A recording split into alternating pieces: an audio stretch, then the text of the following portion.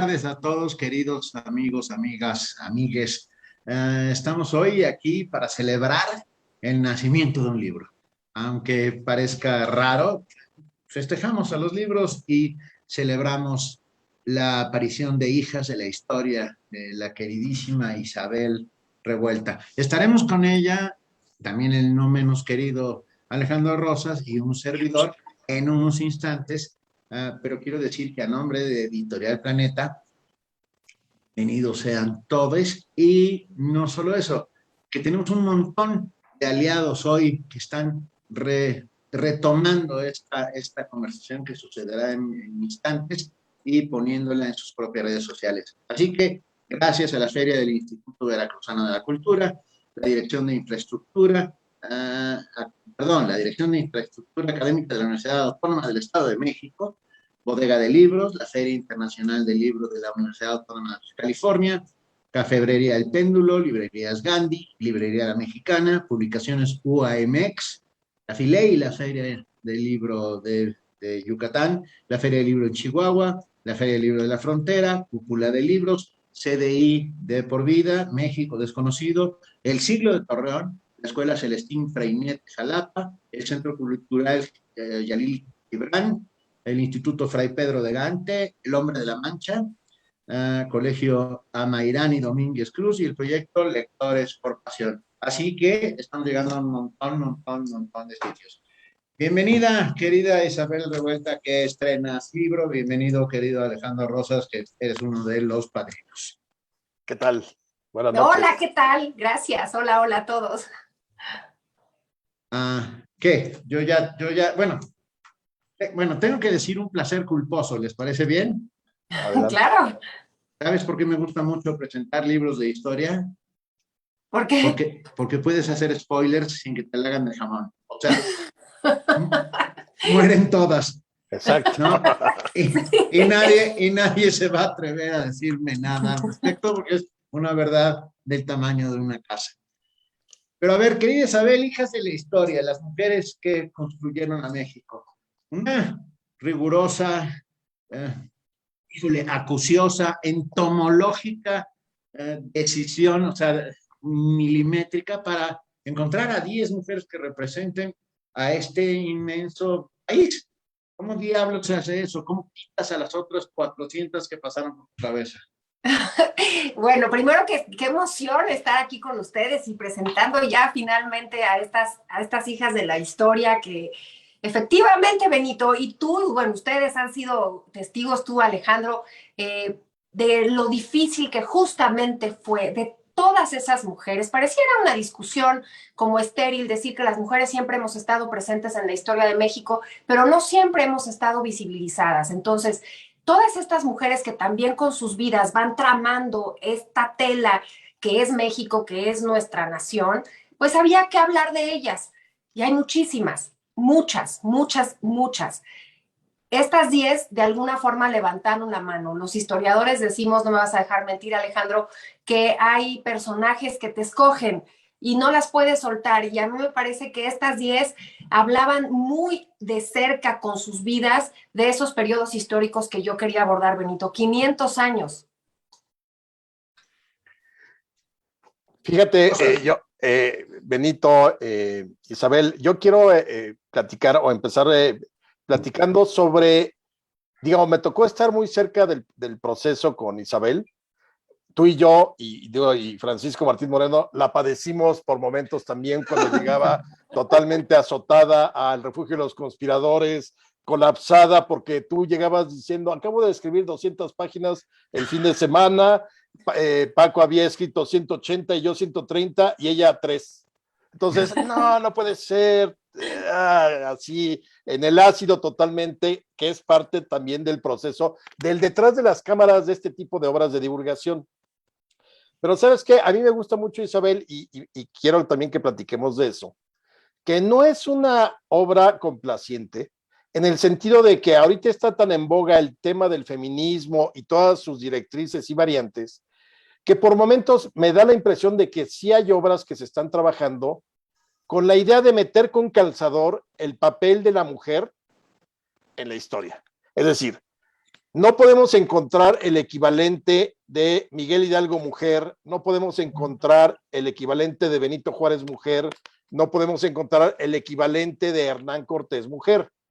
Entonces, creo que la virtud que tiene tu investigación con estas 10 mujeres es que no caíste en esa tentación de tratar de hacer una doña Marina defensora de las causas indígenas y feministas, ¿no? O una Güera Rodríguez que defendía su papel protagónico de ser mujer, sino son mujeres que se encuentran y se enfrentan a sus circunstancias, a su contexto, y que ellas van desarrollando sus vidas como Dios les da a entender, y creo que eso es lo que tú logras rescatar bien, para no caer en esas tentaciones de que pareciera que las mujeres tenían siempre un papel protagónico en la historia. Es una desgracia que no haya sido, pero conforme se fue conformando la sociedad o formando la sociedad, la mujer básicamente siempre estuvo casi todos los siglos en casa, dedicada a los hijos, a la familia y demás. Ahora, por eso creo que lo valioso de tu trabajo de investigación y de divulgación es que logras ponerlas en su contexto y ahí encuentras su propio valor sin tener que decir, y agarraba la espada y salía a pelear por las noches, cosas que no eran ciertas. Me encanta porque justamente, y eso también acaba un poco con la respuesta a Benito, ellas encuentran con una palabra que yo quiero decir que además las une a todas, no nada más la historia de México, sino una palabra que las define a estas 10, determinación. Ellas escogen justamente con ese valor que no soy yo nadie para dárselos, porque es hablar del presente a hablar al pasado, no. Ellas tuvieron esa determinación y esas decisiones, porque además muchas veces, lo dices muy bien, la situación que vivían las mujeres era adversa, esa era la historia. Poco a poco fueron caminando para que otras mujeres que estamos hoy actualmente entendamos todos esos pasos que tuvieron ellas que hacer para que, por ejemplo, votemos o para que, por ejemplo, podamos heredar o, por ejemplo, no nos quiten a los hijos si nos divorciamos o que nos podamos divorciar. Entonces, eso es lo que a mí me parece muy valioso de ellas porque nos hace identificar con ese poder y esa determinación que tuvieron. No siempre les va bien, porque incluso en esas decisiones, algunas grandísimas tragedias, otras tienen mucho más protagonismo, pero lo que tuvieron todas en común, estas 10 hijas de la historia, es eso, una determinación a seguir la vida como ellas entendieron que debía de ser. Y a mí eso me parece muy poderoso, la verdad. Eso es lo que más me gusta de estos 10 personajes. 10 personajes sin duda maravillosos, que pueden ser polémicos, que pueden ser vistos a través de muchos espejos y de muchas lupas y de muchos lentes distintos. Pero yo quiero saber, ¿por qué escogiste a Concha Miramón? O sea, ¿por qué sabía, Concha? Sabía que sí. ¿Por qué? O sea, quiero saber la impronta de la que sale de tu cabeza para escoger a Concha Miramón y ponerla entre estas 10 mujeres. Porque Concha Miramón es la otra voz, porque yo quería hablar de ese siglo terrible, trepidante, pero también muy, muy trágico que vive México, que es el siglo XIX. Y si la primera mitad lo habló una extranjera y habló, digamos, de lo maravilloso que podíamos ser, pero también de nuestros grandes errores, yo quería escuchar la voz de aquellos que lucharon en contra. Ahora ya sabemos que ganó la República restaurada, liberal, de Juárez y esa magnífica generación de próceres de la historia. Pero había detrás también otros mexicanos. ¿Y por qué no escuchar a esos otros mexicanos? Que en ese momento no se sabía si iban a ganar los liberales o iban a ganar los conservadores. Unos piden apoyo a Europa, que son los conservadores, otros piden apoyo a Estados Unidos, los liberales.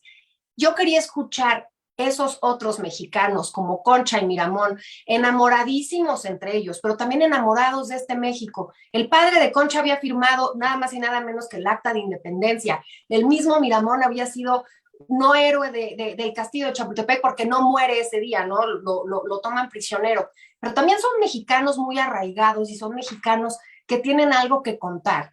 Y yo no soy nadie para juzgar. Digo, obviamente, me preguntas mi opinión, qué bien, que gana la República de Juárez. Pero, ¿por qué no escuchar esas otras voces? Todo es nuestra historia, forma parte del álbum familiar. Oye, a mí me gustaría mucho meter, voy a, así como el diablo, hagamos arder esta presentación. Ok. Qué raro. ¿Qué sentiste cuando escuchaste todo este discurso chafa y falso de Isabel de Moctezuma con el cual quisieron reivindicar el gobierno de México a Isabel de Moctezuma como una gran defensora de las causas indígenas, como la mujer y la resistencia, cuando tuvo un extraordinario ensayo y que además lo llevaste también a las pantallas en Invictas, causó tanto furor porque efectivamente tú estás presentando la visión histórica acerca del momento y del personaje sin tener que meterle pues una shineada, valga la expresión, o tuneada, como se dice también, para inventar un personaje que nunca existió. Sentí lo que sentimos todos los historiadores, que una vez más el mal hábito del poder o del gobierno es reinterpretar la historia, porque el hecho histórico no lo puedes cambiar, y el hecho histórico es que ella no resiste nada, ella no es una, bueno, no existe una resistencia indígena para empezar. Y lo que creo es que nuevamente es una historia oficial, maniquea, de buenos buenos, malos malos, villanos. Y estas biografías, estos perfiles que yo busqué, era justamente quitar esas biografías almibaradas de la grandísima heroína, que además nos aleja del verdadero personaje, o las leyendas negras lapidatorias como la que le toca a la mal llamada malinchista de Malinche. Entonces, el escuchar que hoy por hoy seguimos discutiendo y no queremos escuchar y no queremos leer, no queremos ir a las fuentes. Bernal Díaz del Castillo te habla de Tecuichpo, de lo que realmente fue esa niña que nació en el seno de la monarquía, si me permites el término, o de los tlatoanis, ¿no? Es la hija del emperador y que trascienda a otro mundo, como trasciende el centro histórico con las piedras de México. Tenochtitlan nació el centro histórico, nació otro país. Así ella, con sus mismas piedras, se reinventó en otra mujer, una mujer muy católica, una mujer que además se adhiere a la legalidad de la nueva sociedad. ¿Por qué no saca ronchas hablar de ello? Porque no lo conocemos. Siento tristeza porque no conocemos nuestra historia. Y por otro lado, me da muchísima emoción que se haya hecho viral, por ejemplo, ese capítulo que abordamos la vida de Isabel Moctezuma, porque le genera a la gente curiosidad. Vamos a leer historia, todas esas voces, las originales, las reinterpretaciones, pero sin cambiar el hecho histórico. Invitamos a todos los amigos que nos estén escuchando por cualquiera de las plataformas a las que hayan entrado, que nos envíen preguntas para Isabel, preguntas acerca del proceso, preguntas acerca de las definiciones. Estamos esperando sus preguntas para nosotros leérselas a Isabel con mucho cariño y gusto. Yo voy a repetir el elogio que te dije en algún momento con enorme cariño y gusto, que es leer un ensayo como si fuera una novela. Es para mí un inmenso placer, es un privilegio. Muchas gracias. Bueno, porque tiene que ver con el estilo, con la forma de hacerlo. Además, en Hijas de la Historia se entremezclan pasiones muy humanas, rifles que fueron o no disparados, suicidios en catedrales francesas, corazones embalsamados. Todo eso, o sea, lo metes en una licuadora y se convierte en justamente eso, una gran novela. La historia es una gran novela. La historia en sí misma es una gran novela. Y el chiste es cómo contarla. ¿Cómo decidiste la manera de contarla? Bueno, eso también fue un proceso complicadísimo y también han sido ustedes testigo porque la historia, cuando la cuentas como muy docta, como que se indigesta, ¿no? Y provengo de una formación académica y es muy importante el dato y es muy importante la bibliografía, la cita, pero sí creo que la historia, si no la cuentas como la estamos platicando ahora, como lo hacemos en el Refugio de los Conspiradores, que la discutimos y estamos de acuerdo o no, yo creo que eso era lo importante, escribir como hablamos, porque quien nos haya enseñado historia aburrida es porque justamente nos la contaron mal. Y era muy importante contar bien estas historias de mujeres para que nos sintamos identificados y para que digamos, es en serio que esto puede ser más ficción que, o sea, de verdad, y ya te robé la frase y está en uno de los capítulos. Sin literatura no hay historia, porque la vida misma está hecho de eso, ¿no? Está hecho de esas locuras o pasiones o tragedias o actos heroicos que hacemos los humanos. Hay que platicarlos así, de otras personas que estuvieron antes que nosotros, pero contarlo de una manera íntima, cercana, quitarle el oropel, quitarle ese, claro, siempre allegada al tema histórico, ¿no? Al dato histórico, que eso es lo que yo he intentado siempre, pero contarlo como ustedes platican la historia, así como lo estamos platicando ahora. Y espero que le guste a la gente, espero que esté escrito así, porque se trata justamente de eso, de develar mitos y de quitar y también apologías, que eso tampoco le ayuda al personaje de carne y hueso. Pero, por ejemplo, de pronto en algunos personajes me parece que era titánica la labor porque cuando menos dos son multicitados, multitrabajados, están en novelas, están en ensayos, están en biografías, están como protagonistas de novelas o están como personajes accidentales. Dos, Sor Juana, o sea, que además siempre todo el mundo te va a repetir el mismo verso invariablemente, y Antonieta Rivas Mercado. En este caso, por ejemplo, ¿cómo eliges contar ahí sobre ellas cuando tanto se ha escrito y por grandes personajes de la literatura, ¿no? No sé, se me ocurre así el bueno nada más, Octavio Paz con Las trampas de la fe. Claro. Sí, por supuesto, y Ramón Shirao y Margot Glantz, y bueno, realmente toda la historiografía de que muere hacia la fecha, imagínate todo lo que no han dicho. A mí lo que me anima a escribir sobre esta mujer, desde la parte de la historia de que me puedo yo identificar con ella, es de dónde salió, y el edificio literario que hizo es maravilloso. Eso no es lo que yo voy a hablar, pues yo no tengo el tamaño literario para decirlo. Sí puedo gozar su obra, me gusta, por ejemplo, mucho la obra de teatro Los empeños de una casa, que ahorita se está representando en la Ciudad de México, pero bueno, en todos lados siempre es itinerante.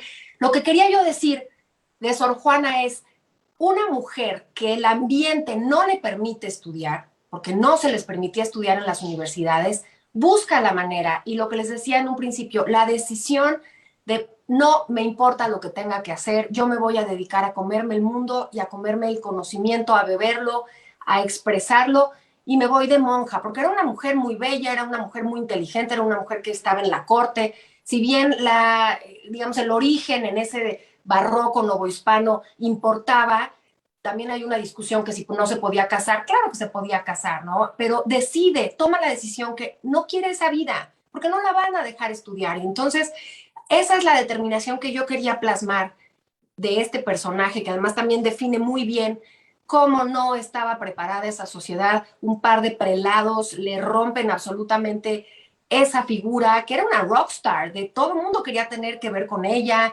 Imagínate la hazaña que te impriman en vida como mujer, el tamaño de lo que imprimes, o sea, de lo que te publican. Y encima la respuesta de Sor Filotea, que les da un arrastrón porque era bastante mundana y tenía un dejo de soberbia maravilloso, porque es un monstruo, permítanme el término. Lo que yo quería enfatizar era, a pesar de ese tamaño, las circunstancias que tuvo que vivir también termina trágicamente. Venden, le deshacen la biblioteca de 4,000 tomos, en fin, también sufre los embates de una época que no estaba lista para las mujeres. Pero nos deja una enseñanza. Uno, ese poder de decir me quiero dedicar a.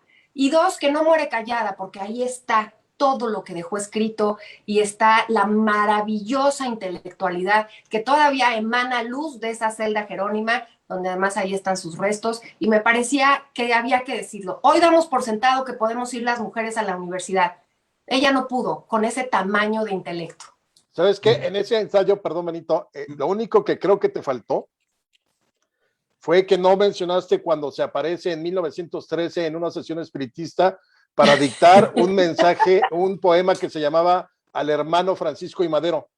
Me encanta. Se ve que había perdido el toque literario porque es horripilante el poema Al hermano Francisco y Madero.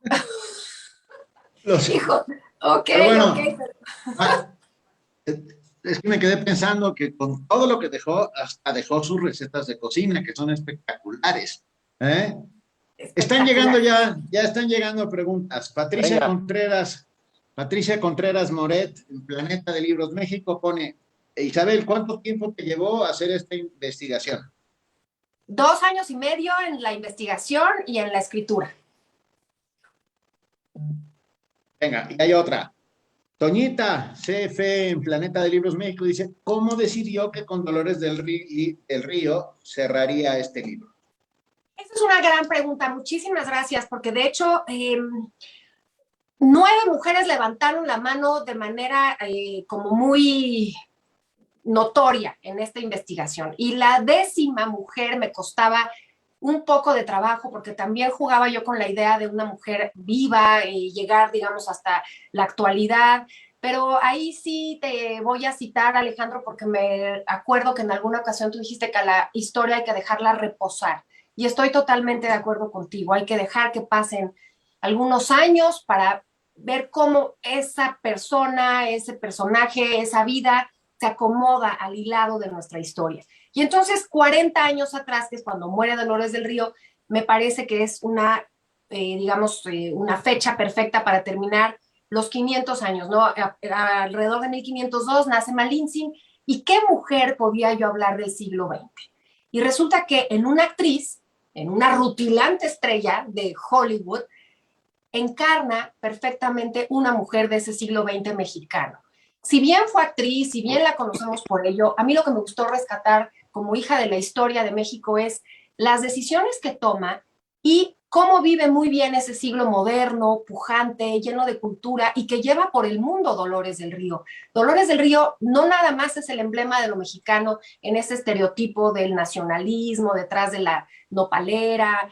Eso fue una narrativa que se da en el siglo, perdón, en el siglo, sí, en el cine de oro pues del siglo de oro, ¿no? Del cine mexicano.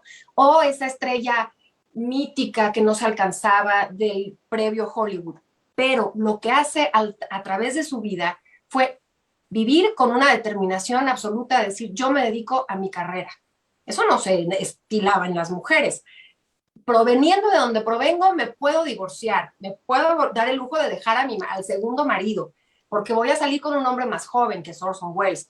Y encima me voy a México y tengo una carrera dedicada a mí misma. Decido no tener hijos y sigo caminando ese siglo, obtengo el voto y ya cuando soy una mujer con una trayectoria y con una voz pública, voy a ser una mujer de las artes, de la cultura. También es anfitriona de reuniones, de todos los intelectuales de esa época querían tener que ver con ella, lo hace muy bien y todavía al final de su vida apoya al Festival Internacional Cervantino. Colocar a México en la modernidad cultural, desde la trayectoria de una mujer. Por eso es que Dolores me parece una mujer del siglo XX.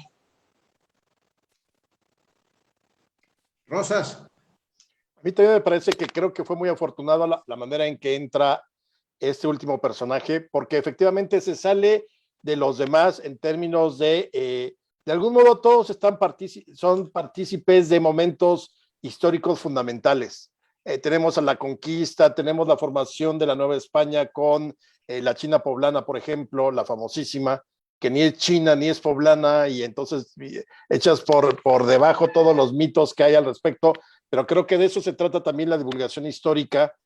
Desde luego está la Güera Rodríguez con la independencia, a la que le quitaste toda la malintención que desde Artemio de Valle Arizpe hasta Francisco Martín Moreno en sus arrebatos carnales. Y ya has tenido discusiones ahí con él de que, a ver, no era una casquivana seductora de la corte tratando de independizar a México con sus encantos y atributos femeninos, lo cual me parece muy bien porque aquí demuestras tú que la historia se sostiene por sí misma sin tener que meterle pues, esa picardía que de pronto le gustaba mucho a Artemio de Valle Arizpe, que es quien, en todo caso, la denosta, ¿no? Le forma una reputación de mujer arrebatada, de cascos ligeros y demás. Pero así, Concha Miramón, pues hija, esposa del que fue el presidente más joven en la historia de México del siglo XIX, y tenemos incluso a la esposa del primer embajador de España en México, que es Madame Calderón de la Barca. Pero en el caso de Dolores del Río, creo que ella no podría o no representa realmente ningún momento épico de la historia mexicana, y sin embargo, creo que encuentras perfectamente el reflejo de esas épocas, de esos años ya después de tanta guerra, de la violencia revolucionaria, de los años 30 del nacionalismo, y de pronto la aterrizas para leer un momento mucho más amable quizá ya de lo que sería el siglo XX mexicano, lejos de la revolución, lejos de la violencia, lejos del asesinato político. Sin duda, y además, te digo, en su vida fue caminando algo que hoy por hoy nosotras pensamos que está por sentado, pero no, fue logrando de manera natural ese tránsito de las décadas que fue pasando ese siglo XX y para terminar con una cereza en su vida. Para ella era muy importante ver a sus compañeras actrices que no tenían con quién dejar a sus hijos para dedicarse a las películas, al trabajo. Y entonces funda una guardería, la guardería Dolores del Río, con los mejores profesores, con la mejor alimentación. Y te está hablando, sin hacer demasiado alboroto, te está hablando de esos logros y de ese siglo XX y de eso que logró nuestro país, que fueron, nos guste o no, políticamente, son décadas que tuvieron avance, hubo movilidad social, hubo logros para las mujeres, hubo logros para la sociedad, y por eso yo quería enfatizar la vida de Dolores del Río. Los hermanos Bichir estudiaron en esa guardería. Me parece muy adelantada, me parece una mujer que también nos hereda, hace 40 años pasó la estafeta a luchas que ahora estamos teniendo las mujeres y nuestra sociedad, hombres y mujeres, porque yo aspiro a una historia donde no tengamos que hacer la diferencia, la historia de mujeres y la historia de los hombres, sino que sea una historia integral. Pero en este momento sí era necesario hablar de nuestra participación a lo largo de estos siglos, pero por eso Dolores me parecía tan emblemática.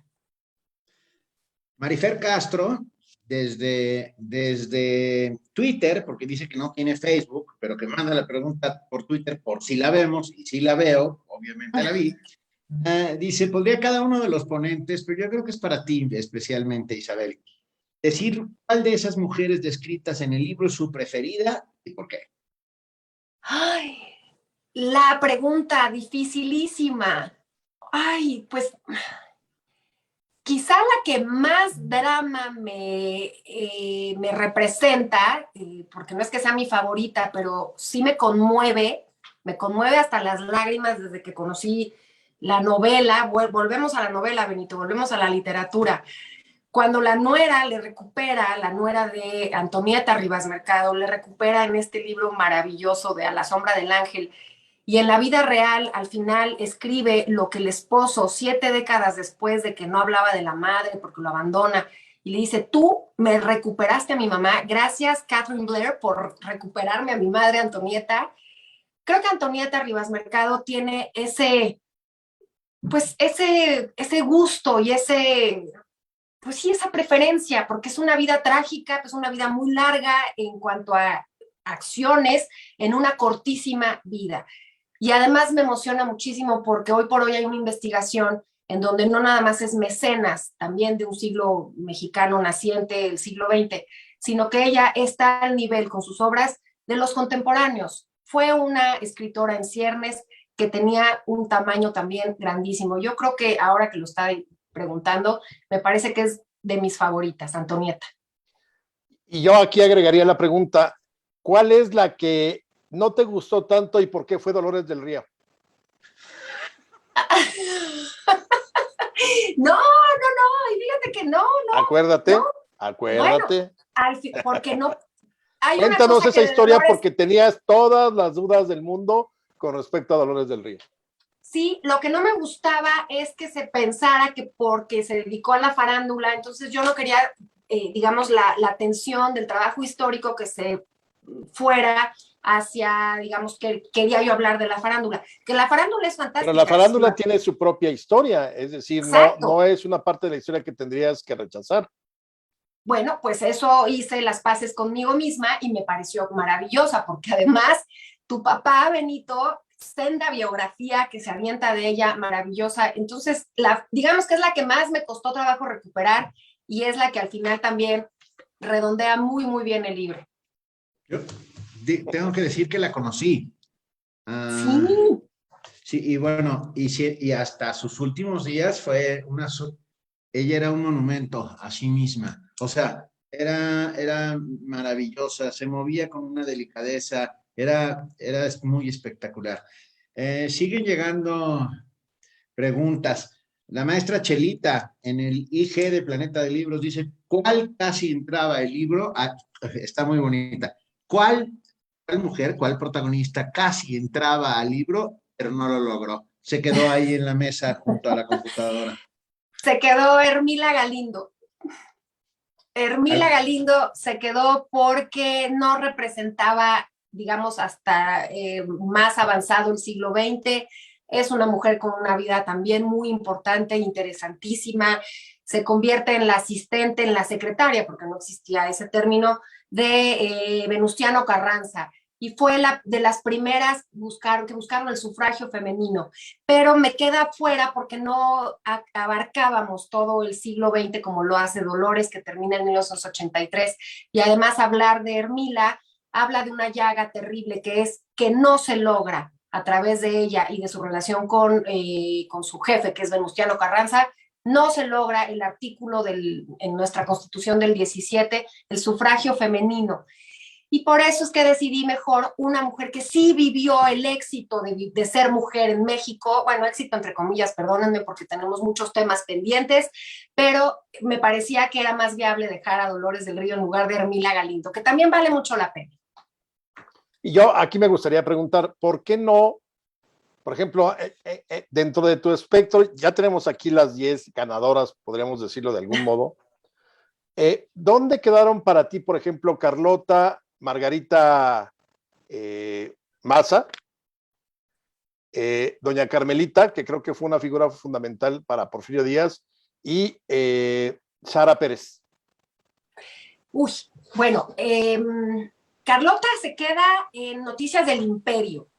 Es una cosa impactante lo de Fernando del Paso. Entonces, creo que está, digo, hay otras también muy conocidas, Malintzin y todo, pero insisto, yo quería escuchar la voz de una mujer que también le sufre en carne propia, digo, para el tragedión que vivió con Miramón. Me pareció que Concha ganaba en ese, si me permiten decirle Concha, que Concepción Miramón tenía algo más que decir. Conocemos muy bien a Fíjate, Carlota. perdón, la nulificas porque dices Concha Miramón y es Concha Lombardo.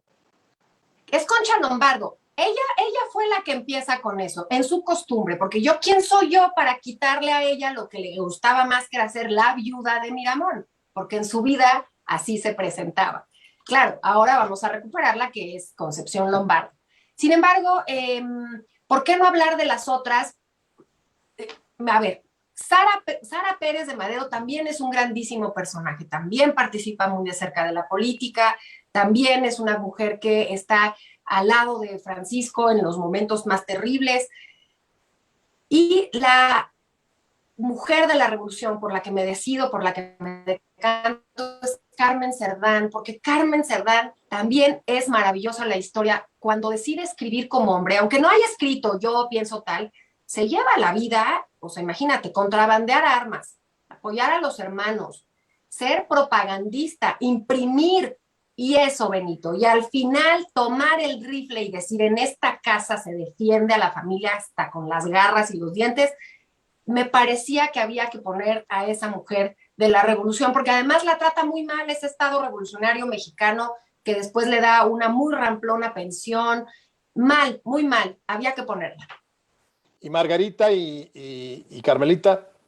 Margarita es la otra mexicana, Margarita sí, es, digamos, es la otra voz de los liberales. Yo quería escuchar la voz de los conservadores históricos, ojo, esa es la voz que yo quería escuchar. ¿Y cuál otra me dijiste? Carmelita, no, Carmelita sí. Es muy interesante también hablar de lo que estuvo al lado de un hombre que era completamente liberal y se convierte en un dictador.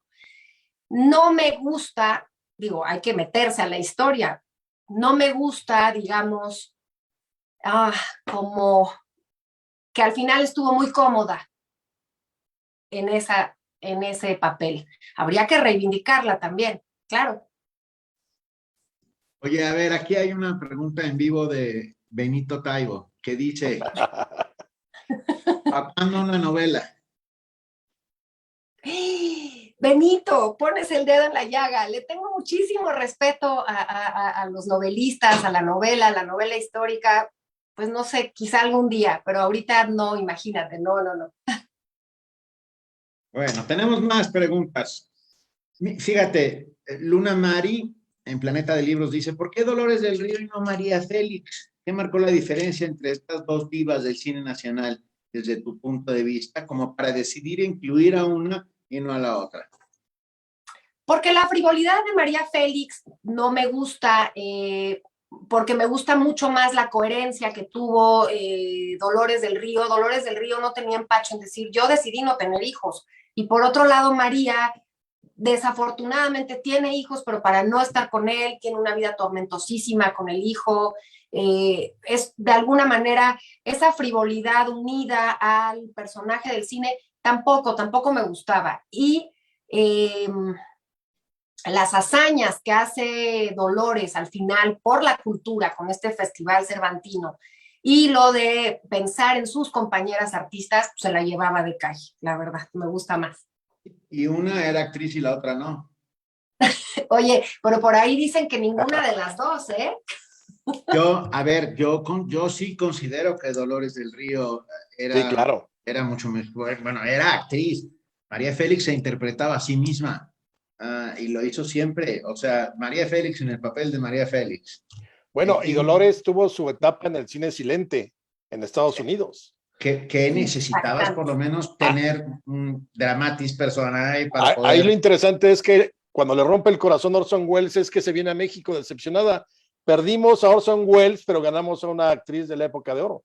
Por Exactamente, supuesto, por supuesto. exactamente. Ahora, María Félix también es fascinante. Todas las mujeres de nuestra historia son fascinantes y también representa pues esa parte del cine, pero no tanto de ese México el cual yo quería mostrar. Y lo que hace Dolores del Río, porque además no nada más le rompe el corazón a Orson Welles cuando ya termina la relación con ella, sino que la industria terrible de ese Hollywood que digería a la gente y la aventaba actualmente también, le llama veneno de taquilla porque ya no era tan joven, porque ya no era tan bella, era la mujer más bella junto a Greta Garbo. Y antes de que la destruyan, como destruyeron a Lupe Vélez o se destruyó a Ramón Novaro, a muchos otros mexicanos o muchos otros latinos, ella emigra perfectamente y de ser una glamurosa mujer art déco se convierte en María Candelaria, pero del Palacio de Hierro. Es fascinante. Por supuesto que es fascinante. Para escribir un libro como este hay que leer mucho, muchísimo, muchísimo. ¿Cuántos libros acumulaste para hacer esta investigación? O bueno, o consultaste, porque seguramente algunos ni siquiera pudieron llegar a tus manos si están en bibliotecas o desde internet, etcétera, etcétera.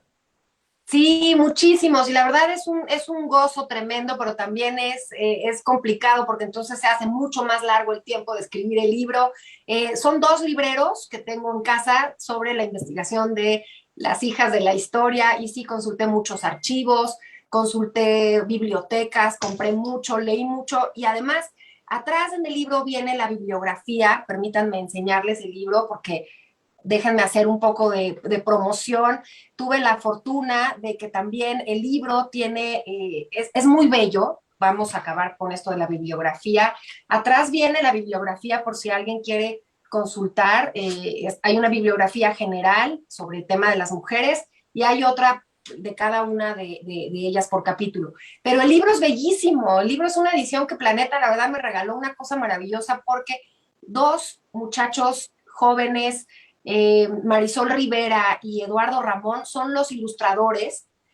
Hicieron una síntesis de cada capítulo y las ilustraciones de cada una de ellas no se las pierdan, son bellísimas. Aquí les puedo mostrar una.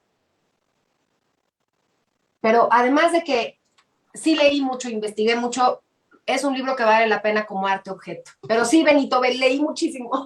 Sí, como lo decíamos en México Bizarro, si no les gusta leer, cómprenlo de todas maneras como objeto, regalo objeto.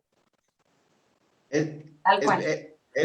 es bellísimo sin lugar a dudas. Está lleno de cenefas que representan a cada personaje y tienen una lógica, no están puestas gratuitamente, representan al tiempo y al espacio en el que estas mujeres vivieron y y te establecieron y hicieron todas las cosas que hicieron. Una pregunta más, de Solecito Carreño en Eventos Gandhi. Saludos a los amigos de Gandhi.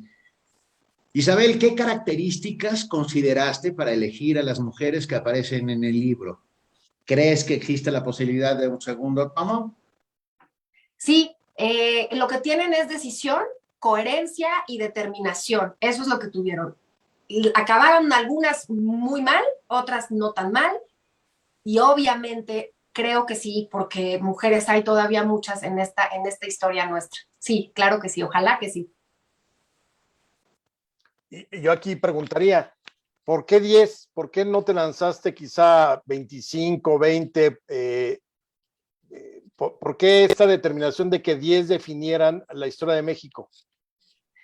Me encanta la pregunta. Mira, y además ahorita hay muchos libros que el momento que se está viviendo para las mujeres, no nada más en la industria editorial mexicana, sino en la industria editorial mundial, hay muchas compilaciones, las mujeres de la NASA, los cuentos de las niñas rebeldes, o sea, estamos visibilizando mujeres y me parece maravilloso. Pero muchas veces digamos, estas aproximaciones quedan en una especie de catálogos.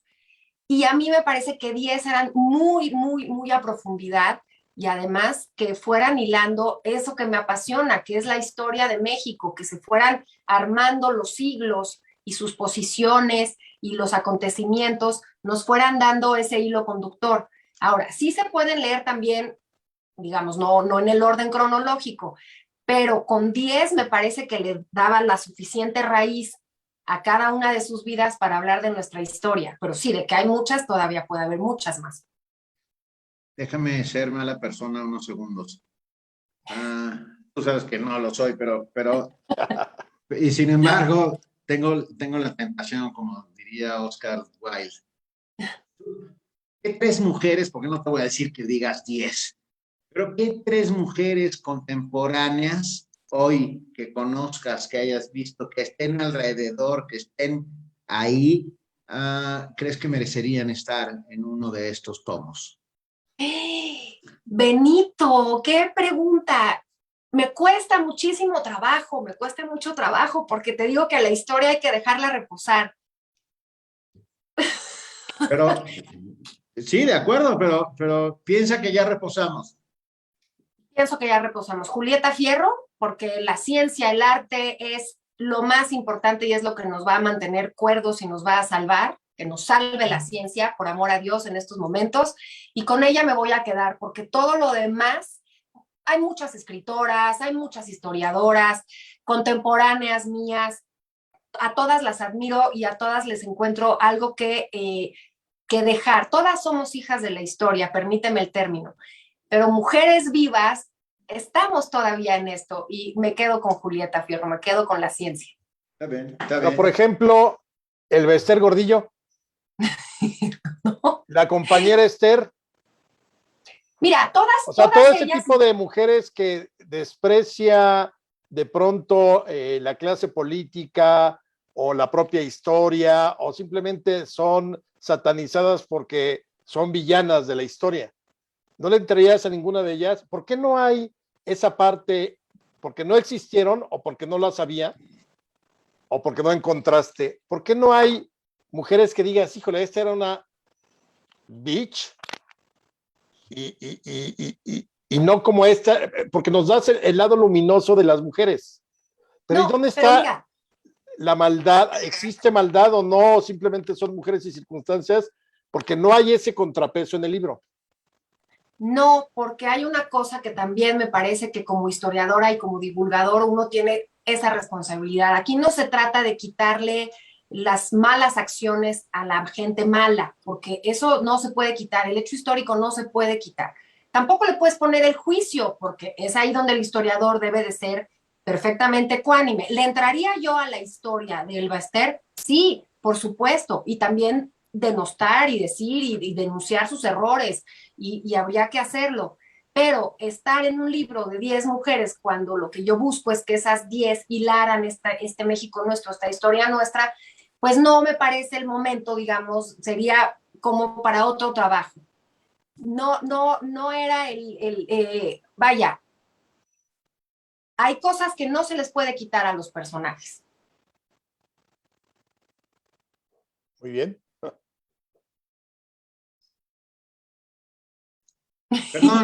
Perdón. Es duro, es bien difícil, de verdad. Por supuesto. De alguna manera ya lo respondiste, pero insisten nuestros amigos. Hay Ada Vázquez, desde la Feria Internacional del Libro de la Lectura de Yucatán, dice, ¿con cuál hija de la historia se sintió identificada y por qué?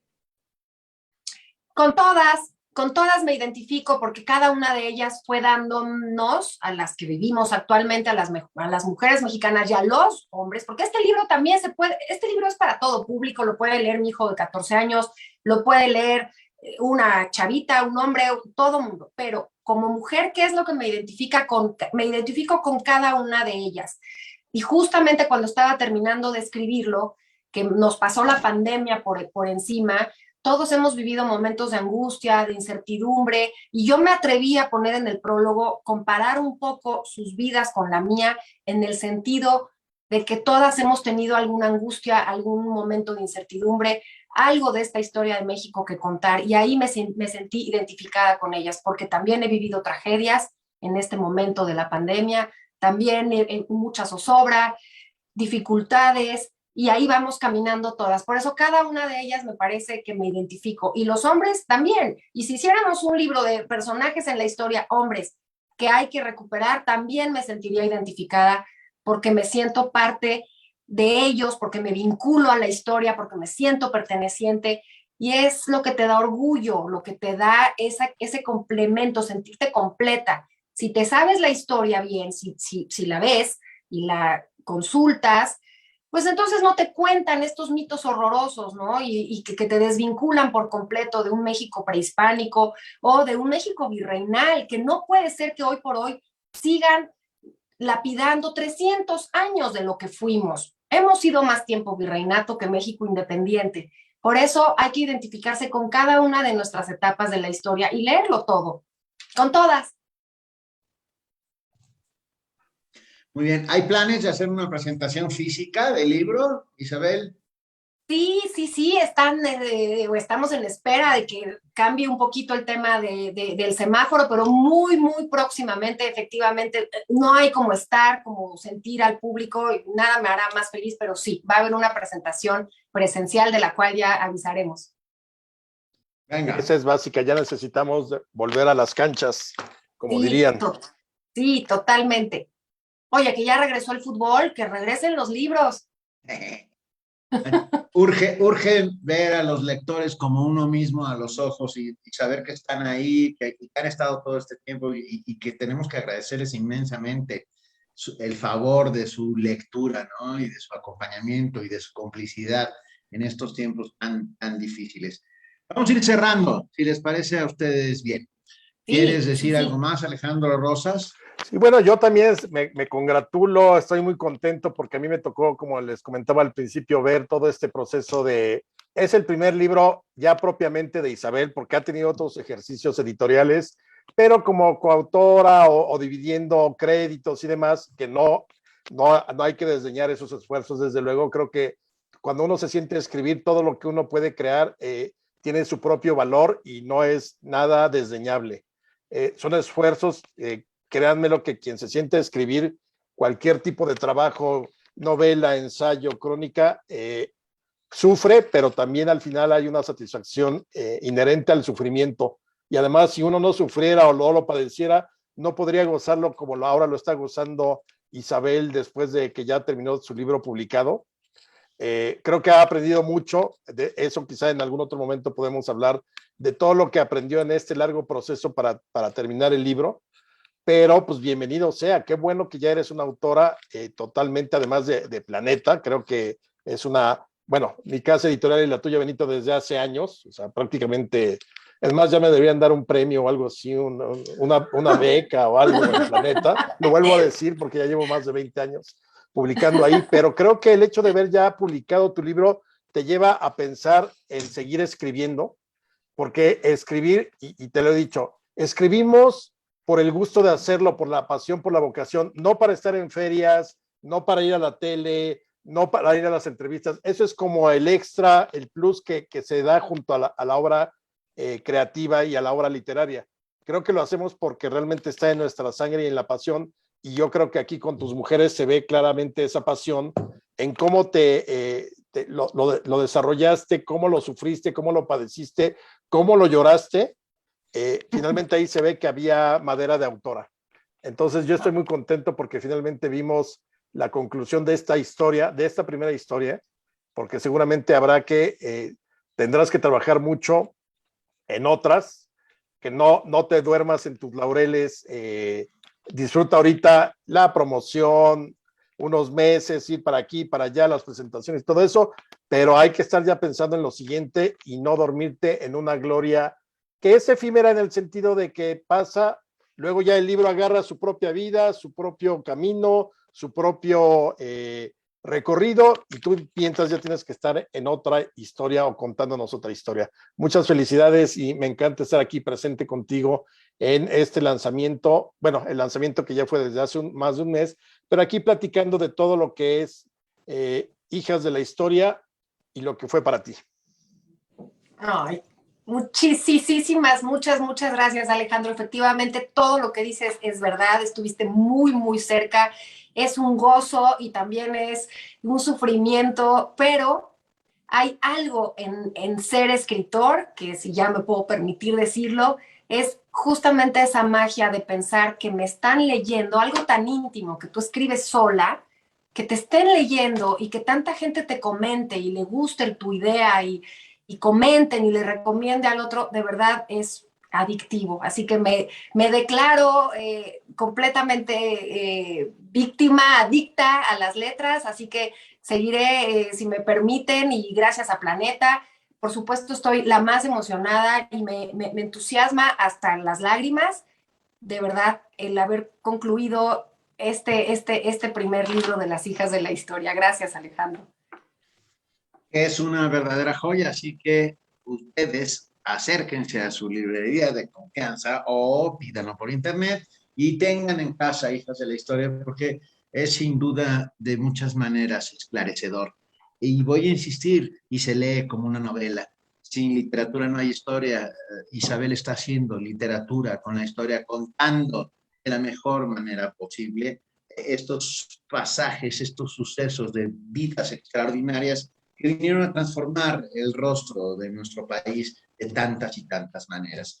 Yo celebro el nacimiento de un libro siempre. Es maravilloso celebrar el nacimiento y hoy de alguna manera pues estamos celebrando el bautizo. Claro. Este bautizo con enorme cariño para una mujer perseverante, magnífica, ñoña en el mejor sentido de la palabra, que siempre está en el mejor sentido de la palabra, no es un insulto, es una enorme virtud. Está todo el tiempo buscando, investigando. Tienes un gato en la cabeza, Rosas. Sí, escleta. Yo en serio celebro el nacimiento, el bautizo y sé que va a ser un rotundo éxito porque te lo mereces y porque está maravillosamente bien escrito. Escribimos para saber que estamos vivos. Yo creo que esa es la lógica. Nos damos cuenta que estamos vivos en cuanto vemos que nuestras letras empiezan a tomar forma, sentido, lógica en los párrafos que van avanzando o en el papel o en la computadora. Felicidades, queridísimo Isabel. Felicidades. Benito, qué palabras, muchas gracias. Bueno, y tú también, Benito, has inspirado, imagínate, bueno, imagínense ustedes, los que nos están viendo, estar yo con estos tres grandes compañeros míos, incluyendo a Paco Martín, inspirarme desde hace 5 años, comprender con ustedes la importancia que es divulgar la historia, aprenderles a cada uno de ustedes, los admiro profundamente, pero gracias por el darme su amistad, que eso es algo también que tengo que enfatizar, y gracias por contagiarme ese amor a las letras y el oficio que tienen ustedes. Y gracias, de verdad, no puedo estar más feliz y agradecida con sus palabras, su cariño, en todo lo que hemos hecho juntos. Y así que, bueno, ¿qué les puedo decir de esta presentación? Infinitas gracias. Bravo, Isabel. Gracias a Editorial Planeta por haber creado este espacio virtual en el que se unieron tantos y tantos grupos, escuelas, librerías para la presentación de Isabel. Hijas de la Historia, búsquelo, léalo, compártalo. Esta es una gran oportunidad para ello. Un abrazo enorme, Isabel, muchas felicidades. Un abrazo, querido Rosas. Benito, Isabel, Gracias. muchas felicidades. Gracias a todos los lectores, de verdad. Gracias por su confianza, gracias por la lectura. Me siento muy honrada. Gracias.